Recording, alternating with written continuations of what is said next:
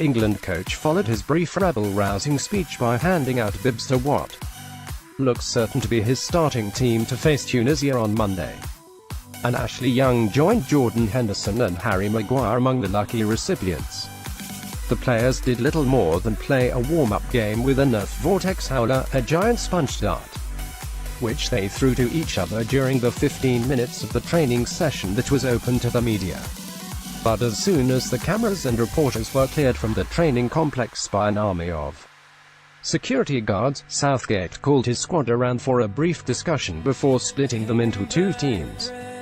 Harry Kane was handed a bib, as was Raheem Sterling and Dele Alli. Significantly, Danny Rose and Gary Cahill all took part in a 10-a-side training drill, still wearing the dark training tops. The goalkeepers were involved in a separate drill with specialist coach Martin Margetson, but with number 1 shirt wearer Jordan Pickford almost certain to start. It seemed a good indication of England's starting side a full 3 days before kick-off against Tunisia in Volgograd.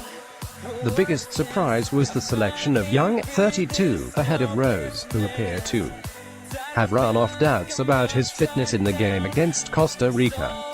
Rashford was still not able to train. The FA continued to remain optimistic after the player himself tweeted on Wednesday night that his knee injury was nothing more than a niggle. But his absence from any sort of group work since he arrived in Russia has to make him a serious doubt, with England due to fly out on Sunday. It appeared to leave the selection of a single pivot for central midfield as Southgate's major selection conundrum, the strapping around Diaz's thigh possibly a factor.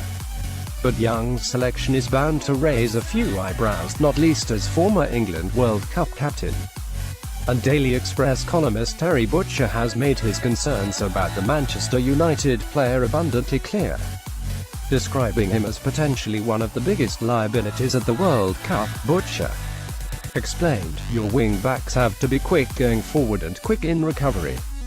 Young is neither, which makes him reluctant to go forward because he is worried about the amount of cover he is giving the centre-backs.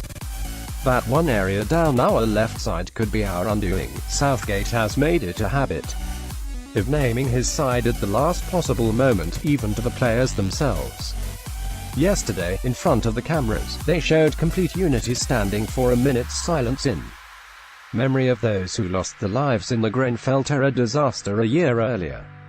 It was an immaculately observed tribute conducted at the start of training, a joint decision made by the players and management, as the formal silence at noon UK time coincided with a period rest back in the hotel rooms.